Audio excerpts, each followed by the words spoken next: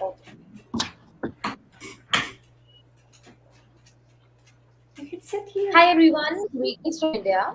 I'm Unnati Jain, and I welcome you all to the stories of cultural identity and ideology, food and drinks, under TMYS's Review September 2022 project, in association with the York Center for Asian Research, York University, Canada. We are seeking submissions in the form of essays, stories, and poems. To know more about the architecture of our presently ongoing projects, please visit our website www.tellmeyourstory.biz. The topic of our digital conversation today is neutralizing the home cooking sphere, native food redefined according to the Western lens. And we have amongst us Professor Shobna Nijhawan, Mr. Anubhav Sapra, and Mr. Rohhaan Gawde. Before we move on to hear and engage with our speakers, I would quickly like to introduce them.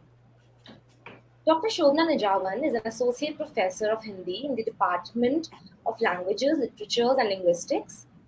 Her book and monograph publications include Women and Girls in the Hindi Public Sphere, Periodical Literature in the Colonial North India, New Delhi, published by Oxford University Press.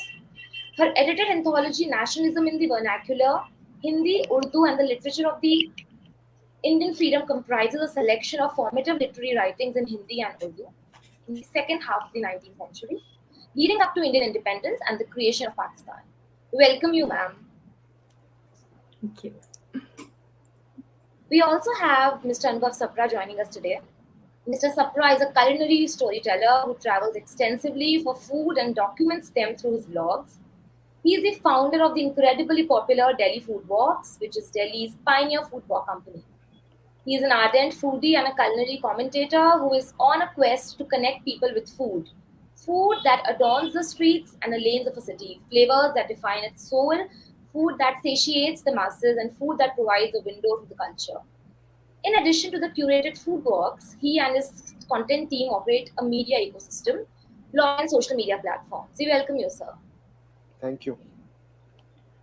Rohan Gawde is passionate about mushrooms and came to the mycology, that is the study of fungi, through the kitchen door. Finding wild fungi at treks of nature walks during monsoon took him to the internet. This passion soon turned into a broader interest of growing mushrooms in a controlled environment.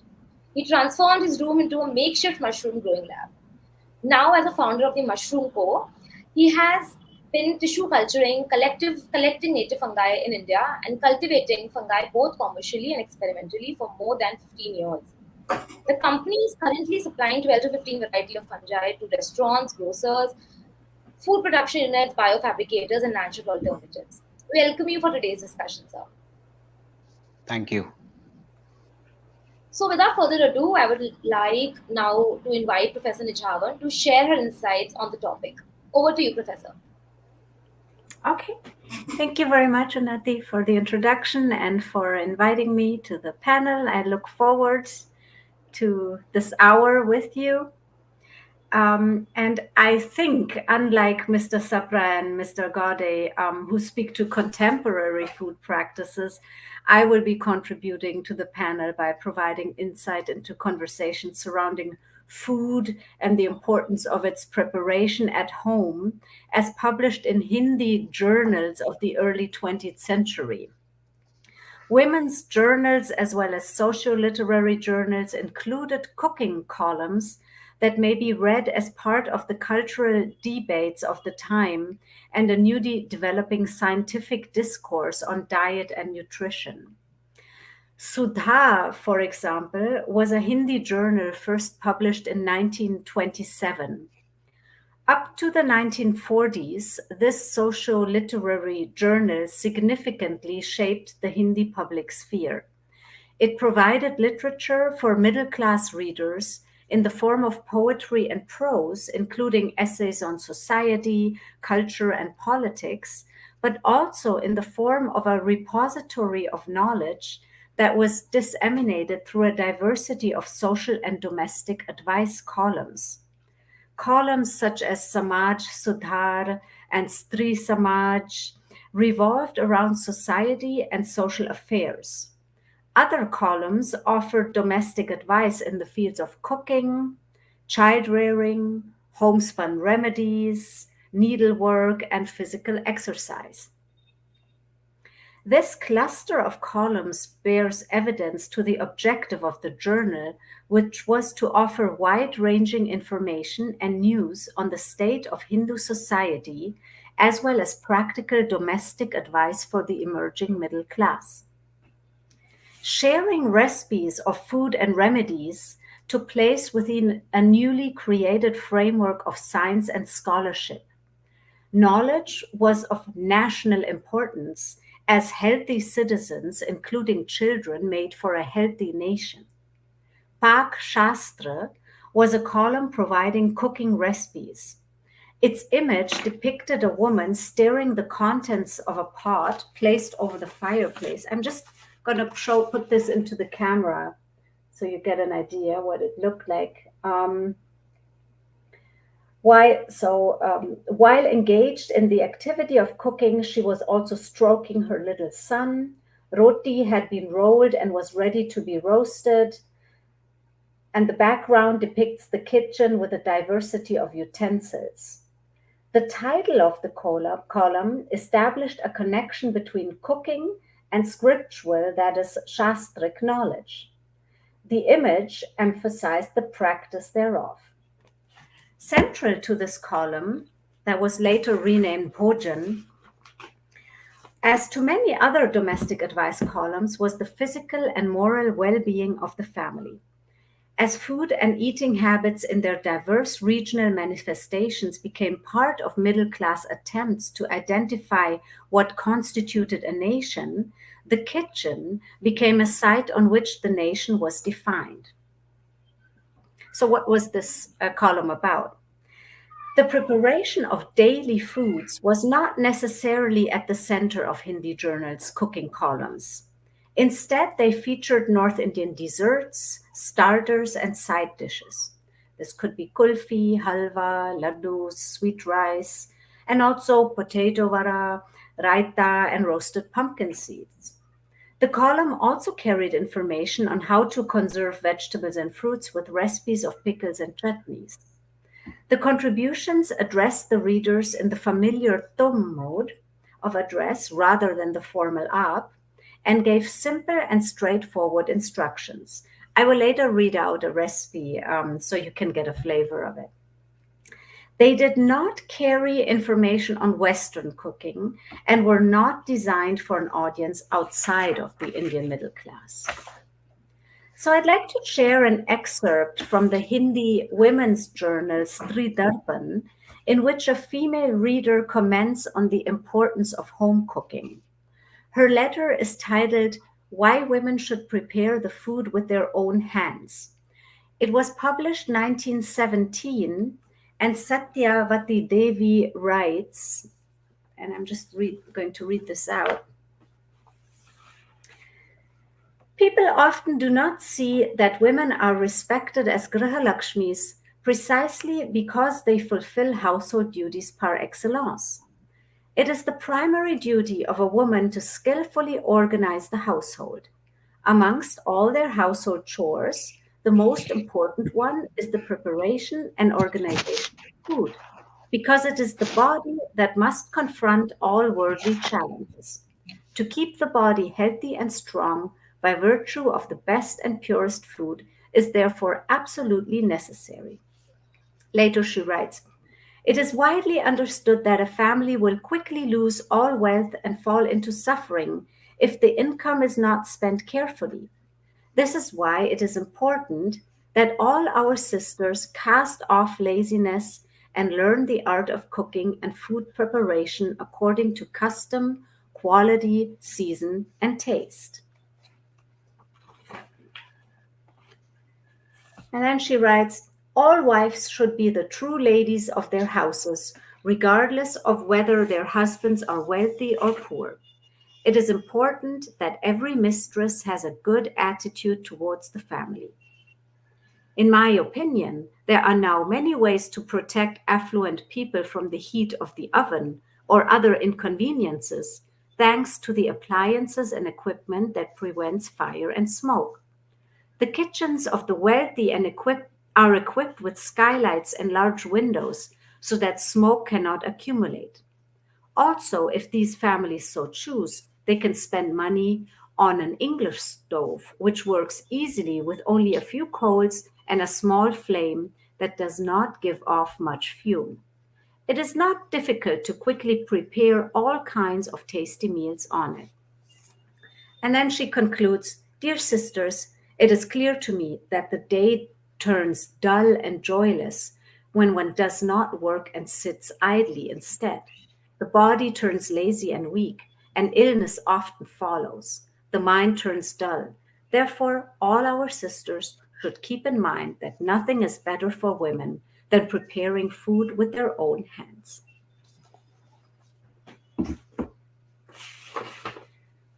Um, And the second example is a recipe for laddus. It was published 1921 in the column Vanita Vinod. I have time to read that out, right? Yes, ma'am. Yeah. Yes, ma'am, you have time. Yes.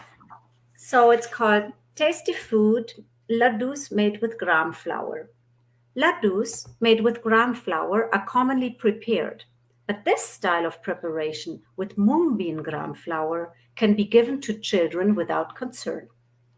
Required ingredients: half seer of clean and good quality ground mung beans, 1/4 clean semolina that has been checked for insects and worms which like to dwell there, 1 full or half pound of clarified butter, and as much sugar, 4 big cardamom seed pods, some raisins, almonds, and pistachios. Preparation: clean the frying pan properly and preheat it before melting the clarified butter in it. Once the butter is heated, mix the ground mung beans and the semolina and add the mixture to the frying pan. With a clean iron scraper, stir the mixture to prevent it from burning. It will remain dry at first and then it will roast. Don't overheat. Reduce the heat once fragrance emerges and continue stirring. When the clarified butter begins to separate, consider the mixture about to be ready, but not roasting sufficiently will impact the taste and reduce the storage life to only a few days. Take the pan off the heat and continue to stir, then pound the cardamom, wash the raisins and add them. Soak the almonds in hot water, then peel and cut them and add them along with the cut pistachios. Gradually sweeten and continue to stir. Then press the mixture with the hands. Because of the semolina, the laddus are tasty and not unhealthy. When the clarified butter separates and the mixture turns soft, one may regard it as an indication that the gram flour is roasted. Be cautious that the mixture does not catch fire or turn black. Their storage life is 15 to 20 days. All right, that's what I had to say. And I'll conclude here. Okay. Thank you, ma'am. That was quite informative and a wonderful take on the topic of today's discussion. So thank you once again. Moving on, I would now like to hand it over to Mr. Sapra to present his perspectives on the topic in discussion. So over to you, sir. Yeah, thank you, Unnati.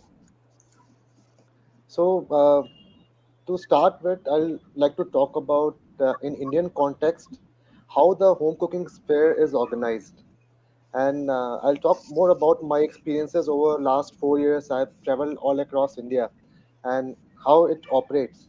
So I've seen that the home cooking sphere is quite interdependent on multiple factors. It could be geographical conditions, availability of ingredients, seasonality. It also depends on affordability, how what people can afford, then local wisdom, and it also changes from one community to another community. And if we combine all these factors, we can say that the food being consumed at home has always been nutritious and healthy. It is just now we have started talking about the nutritional aspect. Otherwise, it has always been nutritious. So I'll try to expand it further by taking a couple of examples about the regional food in India. Let's say if we talk about the hill states of India, Uttarakhand, Uttarakhand, or any hill states, we can simply call it the Pahari food culture. The usage of millets, uh, let's say ragi, locally known as mandua, we call it finger millet as well. Then barnyard millet, jhangura, samak. All these are local names used across different states in India, and they have been consuming it since ages. And we make multiple dishes out of just one kind of millet. Say just finger millet. We make roti. That's a flatbread. Halwa is made. Then ragi jamun I have eaten in Nainital. Then in Almora somewhere I tried another kind of roti called lesua roti, which was made with mandua plus whole wheat flour. So in big metro cities, we have started talking about them quite recently, and we have named them superfoods because of the health benefits. Or in case of the millets, we have started calling them a gluten-free food. But for the people who are living in hill states or many other states in India, it is part of their daily diet. Like if you, I was in I remember in Karnataka, there's this called ragi mudde that I tried, I think 3 4 years back. So in majority of the, not in Karnataka, I think it was in Tamil Nadu. Yeah, in Tamil Nadu, I tried ragi mudde. So in many states, it has been consumed and it has been part of their daily diet. But now we talk about them. Similarly, like let's talk about the flex seeds. I was born in Bihar, and in a small town called Muzaffarpur. And there, in my childhood, we used to eat tisi ka chokha or tisi ki chutney. Tisi is the local name for flax seeds. Recently, I was in Rajasthan. I have seen in Kota that namkeens are made up out of alsi ka tel. Alsi is the local name of, again, flax seeds. Similarly, another dish from Bihar, which is, say, sattu. Um, it's consumed all round the year. But now in metro cities, I've seen it being sold as protein packed powder or drink. Other thing, say the consumption of the ghee. Ghee, it was always a healthy option, but the marketing was done in such a way that discouraged the consumption of ghee. And now it has made a comeback. And it is all because of the marketing stuff. Like say how the marketing was done. I remember there's a campaign to promote the consumption of dalda in India. Then Yeah. dalda ke baad we had this refined oil. Then after refined oil we had olive oil. Now then we had a campaign to discourage use of coconut oil few just couple of years back in South India. But we should remember this all depends on the local availability of the ingredients. In South India, people consume, or say in coastal regions, people consume coconut oil. In North India, it's more of mustard oil. I've seen in Gujarat and Rajasthan, it's groundnut oil. So, and then ghee has been always a part wherever the availability of milk was available. It could be cow milk or made up of buffalo milk. And then these days we talk about A2 milk or desi cow milk, which was also part of our Indian food culture since ages. But now it has been repackaged, the desi milk as A2 cow milk. Then, and when we see it from the Western lens, making of ghee in India and in Western countries is a different method altogether. Here, we cook it on low flame. We make it. It's all about healthy fat and unhealthy fat. Like there, it is made it in a mechanical way. So there, it might be considered as unhealthy, but India, it has always been part of healthy food. And then we also have in India, like say, ethnic food. I've traveled all across Assam region, and I've seen less usage of oil in tribal communities. It's mostly non-fried. It's all like strongly rooted in indigenous food culture, and not much oil is. In fact, there was this tribe, Bodo, where majority of the dishes which I had tried was cooked without oil. It was all boiled, steamed. That's it. It's also about the all the local availability of the ingredients. Now let's talk about the fermented foods.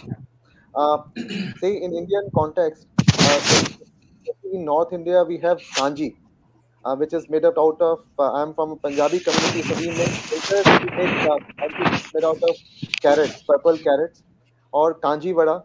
I've seen it in Bania communities. They prepare it made up of rye, that is mustard seeds, black salt, etc. Then we have pickles from all over India, or let's say dosa or idli batter, which is popular again across India, which is from the south, is also fermented. The batter is fermented. Now, kombucha is in trend. People have started talking about kombucha. That has also become part of our eating habits. But fermented food, fermented drinks, we have been consuming it unknowingly or knowingly, the health benefits. Last, I would say not the least, but say turmeric milk or turmeric latte.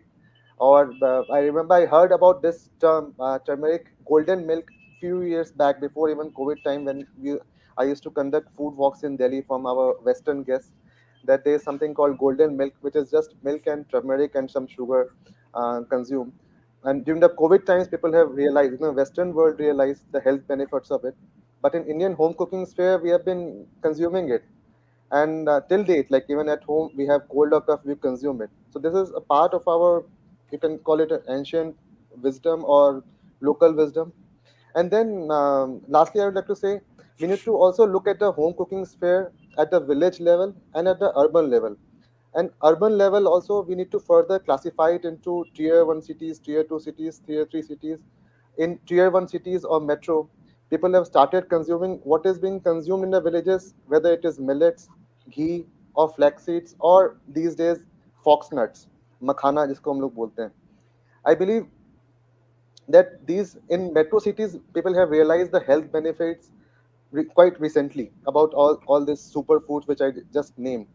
And what the Western world has done it, they have just given it new nomenclature like say superfoods or gluten-free food or vegan food. I think the Western world has just redefined the health benefits of what we eat, and but all what we have been eating has been part of our food culture since ages.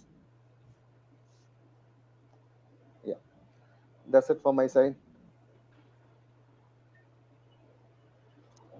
Thank you so much, sir. It was a percipient interpretation of the topic. Thank you.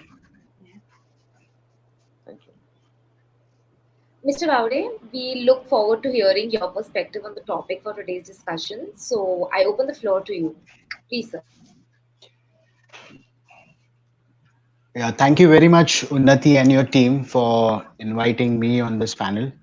And I would love to speak about the native foods in India. And the first thing, the ancient food, I would say, which comes into my mind was the mushrooms, because mushroom are the edible fungus, or the fungus is been in the presence is from for a very long time. So many of the ancient, I mean, many of the villagers or the tribal still eat those mushrooms, which the urban people, I mean, the people who are staying in city, they are not aware about such fungus or such mushrooms. So speaking about mushrooms, like they are highly nutritional, and the medicinal value, or I would say they are called now as a functional food, which has a lot of nutrition like vitamins and enzymes and other things which can cure you.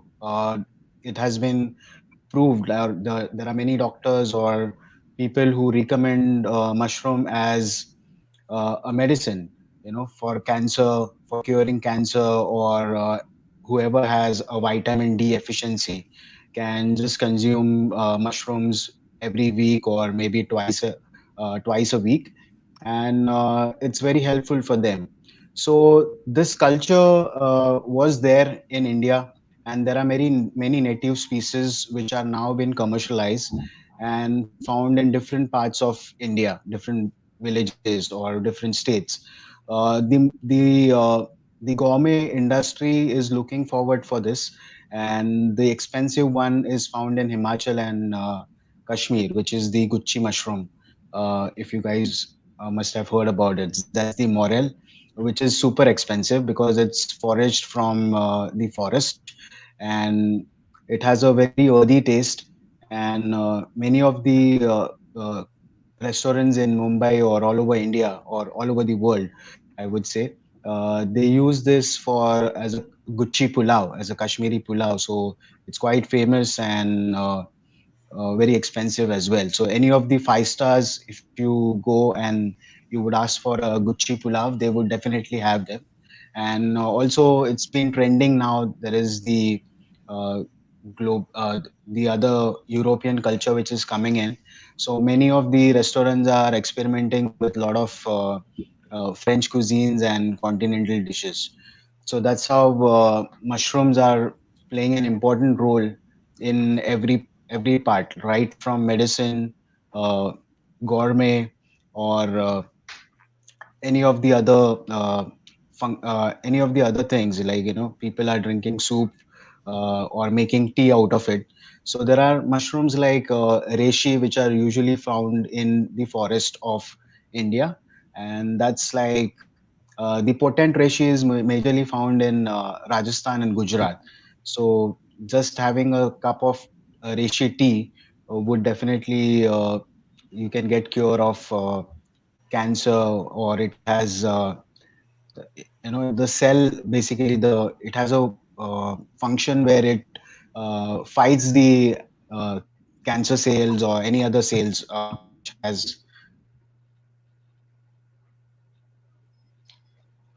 which has a lot of fighting capabilities. So yeah, mushrooms are like great to have it in your diet, regular diet. And now it's getting more common in everyone. I mean, everyone is fond of mushrooms and would like to try the other mushrooms. The only thing is, it's more popular in the tribal areas till now, because those people know to identify those mushrooms, and they know to cook them as well. However, the city people, they're not much aware about cooking mushrooms. So basically, mushrooms are like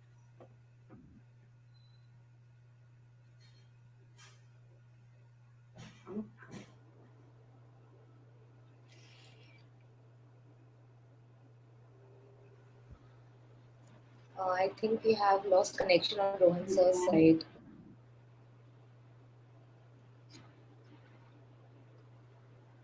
Ah, I think he has rejoined. yeah, so sorry. I mean, Yes, sir. We lost you for last 2 minutes. I So think yes, sir. net connection. Please Yeah, continue, sir. so basically, the mushrooms which the tribals have been using now are they collected, and it's not been popularized because it's difficult to identify the edible species. Uh, that's why there has been uh, I mean, a lot of people think like the wild mushrooms which are been foraged. I mean, people die out of it. Yeah, definitely, because it's important to identify them whether it's edible or not. Because many of the wild mushrooms are like non-edible. I mean, you cannot die by eating mushrooms, but definitely there would be nausea and loose motions, or maybe you would have some cramps in your stomachs. That is because of the properties which they have while they grow, basically. So they grow on different substrates and different lands and soil, and that's how they have their own properties. Uh, and if we talk about the functional properties of mushrooms, so they can cure a lot of things. I mean, there are things which uh, it can give you stamina. Basically, there's a strain called cordyceps, which is used majorly by athletes, and it gives you endurance. Is It just I would say a powerful mushroom currently, which has been sold. And yeah, definitely the other gourmet mushrooms which are there, like the portobello, shiitake, these are not Indian strains, basically. So these strains are majorly the culture, or the fungus has been imported, and now it's been commercialized in India, and that's how we grow it, and it's available in India. But the major strain, the gourmet strain which we have commercialized, is the oyster mushroom, which is very much common now. And there is the Calosai bendica, which is the milky mushroom, which is more popularized in South India. And we have the another strain which is called Wolveria, which is the paddy straw mushroom, which is more popular in Bengal because the climatical condition is more suitable there to grow them. But here in Maharashtra, or maybe like we have a few farms in Delhi who are now growing all these species, like because everything can be controlled, and it's as per the demand, the market demand, which has been created now. So everyone wants to try the new fungi, uh, either for taste or just to keep them strong and healthy. Yeah, so I would just stop here. That's what I wanted to deliver. Thank you, Rohan sir. That was quite an informative take on the topic. Thank you. So now I'll be moving on to the question and answer segment. So Professor Nijhawan, my first question is to you. So I would like to ask you that home cooking has commercialized with the onset of cloud kitchens, and home chefs have gained both popularity and monetary freedom. So do you think this shift has made us reimagine the kitchen and the domestic sphere and has affected the gender dynamics? Well, so in the early 20th century, there was no question that food was to be prepared at home and that women stood at the center of food preparation. So, I mean, you've seen it in the words of what I read out, Satyavati Devi's words. And gender dynamics and the domestic sphere were certainly strengthened in this column and in that time period. But Satyavati Devi wrote, I mean, women also asked for recognition of this responsibility that they carried by managing the kitchen and taking care of food preparation. So, um, yeah, this idea of commercialization is, of course, not that suitable as it would be for Mr. Sapra's context or even Mr. Gawde's context. Okay, ma'am. I'll proceed to the second question that I have for you. How does home cooking help us preserve our ancient, local, and vanishing delicacies? Again, it's difficult to respond from the perspective of the early 1900s, but I would think we would rather have to look at contemporary ways in which ancient, local, and vanishing delicacies are written down or even codified. So I think it's important to acknowledge, and even back then, this was true, I think, that culture, including food preparation, is in constant flux, especially when thinking of the diasporic context. So food practices adapt, adopt, reinvent, and revisit themselves constantly. So, yes, preserving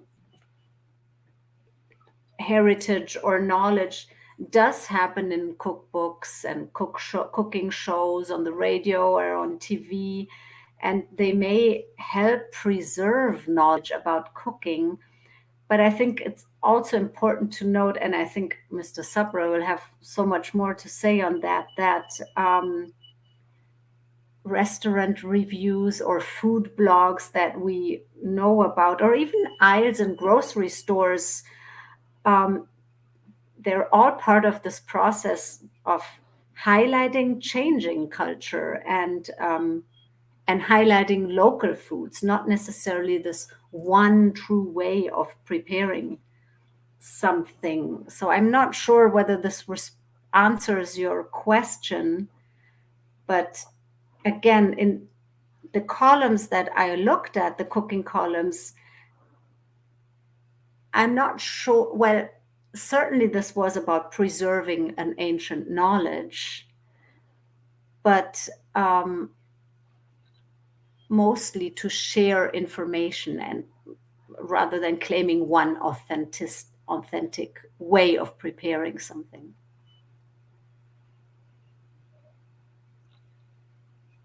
Thank you, Shobna ma'am. So moving on, my next question is to Mr. Sapra.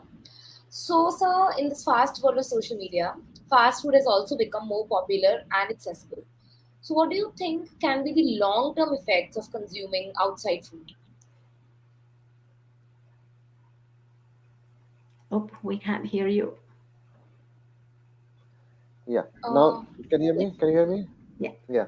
Yes. So, if you are talking about fast food from the Western lens, let's say what in India we call it sometimes junk food, then we all know the health effects of that, like long-term health effects of consuming junk food. But from in Indian context, not majority from Indian context, if you talk about fast food, it could be a dosa joint or it could be a momo seller on the street, and I personally don't regard them as unhealthy. Yeah. Why is it that so? Let's say if you are consuming momo, it's just a steamed food. Okay, but when we do experiments with that particular dish, when we go do kind of try to create something else, let's say if we add mayonnaise or if we add some cheese or if we add something else on it, then it's unhealthy for us. So we have to like think about what's fast food for us as an Indian or what's Western fast food. And if we consume anything on regular basis, which is high on salt and sugar level, that could be harmful. So, and there are many, we all know the health effects, obesity, heart diseases, all of that. So we have to, I think we should, I eat, like sometimes I eat 15 days straight outside food. But the key is to like eat in moderation and not overdo it. But yeah, so that's my answer. Okay, thank you, sir. That was an interesting answer. So, my second question is for you. Indian superfoods like ghee, turmeric, and cashews are reigning supreme in the international markets. But they're losing their value in India. So it is obvious that the home cooking sphere is modified in accordance with the change in the nutritional status of Indian food, and such a change forms a major aspect that has significantly affected our perception of Indian food. So, what do you think are the reasons behind such nutritional food losing its value in India? Uh, the the superfoods again, I would say for from the Western lens or from the metro cities lens, it could be superfoods. But for locals, it's just the day-to-day food like ghee or turmeric, what the ingredients which you have just mentioned. And I completely disagree with the statement which you have given. In my travels to the majority of the states in India, I have seen like these food are part of the food culture of the regional cuisine. As I mentioned in my talk as well, it all depends on the geographical condition, what is available there, local wisdom, seasonality. And although what we can say is that the choice of ingredients are more these days. Like if you go to a grocery shop where I live in Delhi, you will find international ingredients as well, like ingredients from other countries. But still, at home, we don't use it on that regular basis. We would use it, say, once or in a week, or maybe once or twice in a month, but not on day-to-day basis. So I completely disagree with this statement that is losing their value in India. In fact, it has made a comeback. If you see these days in metro cities, people have started using what, uh, like in villages, people are using or consuming, let's say millets or ghee or turmeric. Very interesting answer, sir. Thank you. So, moving on, my next question is to Mr. Rohan. So, Rohan, sir, do you think that keto diets, low GI diets are just a passing fad? How is food sustainability related to our diets, according to you? Well, yeah. Well, keto and the other diets, like there has been many diets which people follow now. So this has been from the ancient times, like people like my granny or the other guys. I mean, the old people in my villages. I'm from Goa, so basically uh, they were more eating fish and meat. So now when they get used to get bored like of eating such things, so this keto diet or that typical pattern was being followed by them as they were bored. So it's just a new thing which has come up, even the vegan thing. So it's a lot of thing which is coming up as per the generation which is growing up, and they need to just be on the social media that they are doing this. But this is all which has been used from the earlier time. So I mean, uh, even if you talk about mushrooms, like mushrooms as they were been used from the earlier time. So now people who are vegan, or just they want to put mushrooms in their regular diet, so like in keto also they do. So I mean, this was all been used. So it's just now the social media has explored. I mean, it has just put this on the platform, where the awareness is much more. Similarly, like when I was getting into this business, there was not much awareness about mushrooms, and then suddenly after like 5 6 years, there were people coming up to me like, you have this variety, you have that variety. So this is how the food has been trending now. I mean, through the social media platform, I would say. Okay, sir. Yes, very, I would say, informative answer. So I'll just go forward with my second question for you. Frozen foods, ready to cook dinner packages, etc., have been aped from the West. So whereas Indian food culture promotes, fresh home cooked food. So do you think that these pseudo healthy packaged foods do more harm than good? Uh, yes, I would say, because it would definitely have some preservatives in it, and when you have preservatives, then definitely it's bound to affect your health. Instead, like you can have the fresh foods, and the freshly cooked food would have the nutrients and the enzymes which are already present. I mean, it doesn't, the food won't lose that. uh, while cooking, they are there in them. Like for example, if you're cooking spinach or a dal, so the protein and the iron content is there. I mean, where in the processed food, it's not on that level. So basically, I would say home cooked or a freshly cooked food would matter more rather than the preserved ones. Okay, thank you, sir. I have one more question for you. So I'll just ask you that. So for the past decade or so, there has been a paradigm shift in the food matrix of eating outside and eating at home. So most families prefer eating out than cooking delicacies at home. But however, with the onset of COVID, home cooking has gained, regained remarkable importance. So what are your views on this? Yeah, definitely. I saw a drastic change in this COVID situation, where people who were fond of eating outside were not able to get the food what they want. So instead, they tried cooking their own food, or experimenting with a lot of cuisines. And that's how, like, everyone, I would say, there were a lot more of home chefs which came into existence during this lockdown. And now I would see them as a successful entrepreneur. There are many of them who started, with the small experiments like cooking something, and some or the other thing, it went very good for them, and they are now an established entrepreneur, where they are doing business with lots of cooking what they did during the lockdown. So yeah, that was something very much interesting we found. And it gave business to a lot of local guys as well, other than the restaurant. At that time, it really supported us, because restaurants were closed, and there was nothing for the people to do. So they gave us the business, and that helped either the consumer as well as us as well. So definitely, yeah, uh, that was a good part Yes, sir, which definitely. came. So COVID gave us tough times, but also rekindled our, spirit for invention. Thank you, Yeah. sir. Shobna, ma'am, I have one more question for you, if I may. So, what are your views on teaching our kids how to cook our local dishes?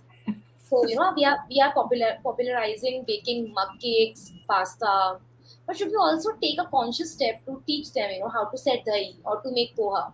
Also, has there been any remarkable change in the perception of Indian food, especially regarding to the nutritional value of Indian food looked at from the Western lens?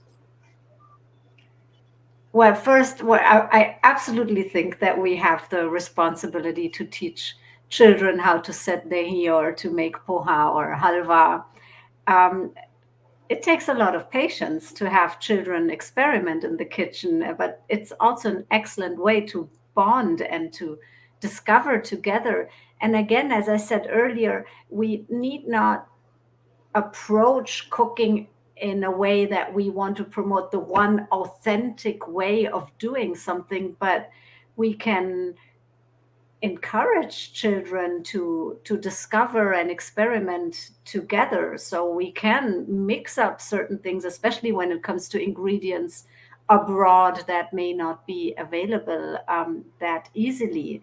So when we teach children, we don't need to claim that we know the one and only correct way of preparing pulao or whatever, but yeah, we can ask them how they, yeah, whether they want to experiment with us. And I think what is also important, not just to teach them, but to have them write down how they prepared something to, um, and for nutritional value from the Western, I think Mr. Sapra has spoken really comprehensively about this, how, yeah, things that have already been there for so long and that we do unconsciously. I mean, we'll put a spoon of haldi in our vegetable without first making this connection, oh, haldi is healthy and it'll reduce inflammation.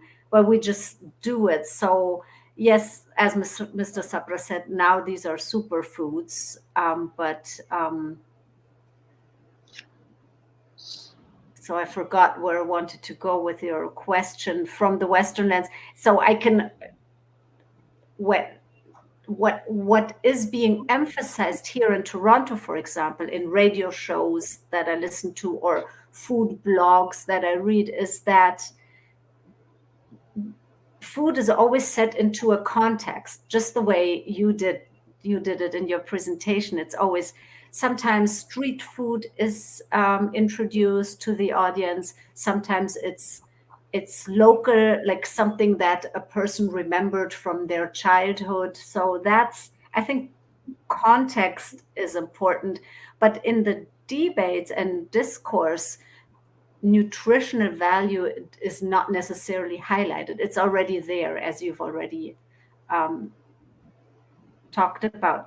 But one thing that does, maybe Mr. Sapra has a response to that. I was curious why in 1917 laddus were promoted as healthy, or that the way these laddus were prepared was emphasized that this was healthy and good to give for children. So it seems there already was some awareness that high sugar and high fat foods are problematic, or I don't know why this was emphasized.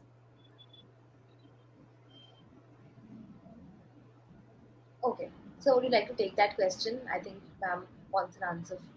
If, Yeah, so I believe, say, laddus, the way it was consumed in back in 1970s and the way we consume it in contemporary times is completely different. These days, the kids are more glued to their mobile phones or iPads or to computers. Those days, in my like I in 1980s, we used to play outside. So eating food high in sugar, or let's say in ghee or dry fruits, was easy to digest, in the Yeah. sense like there was no lifestyle diseases. That's what we call it. But these days, people are not doing that much of physical work. We are sitting next to computers whole day, so that's the cause of the problem. I believe that's the thing. And but these days also there are many in many midday meals in India and many places, they are given laddus to eat, and it could be ragi laddu. The grains have been changed. Like say somewhere it would be besan laddu, some places it would be ragi laddu, but that's considered to be still nutritious.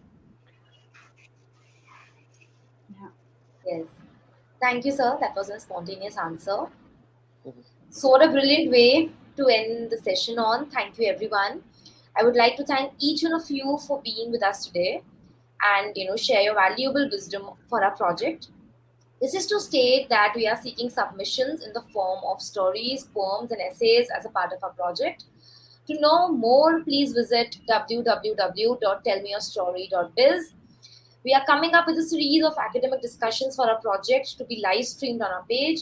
So don't forget to stay tuned and bye for today. A humble thanks to all of you for supporting us in all our endeavors. Stay safe, all of you. Thank you. Thank you. Thank you. Thank Thank you. you. Thank you, Nice Unnati. meeting Thank you. you. Thank you.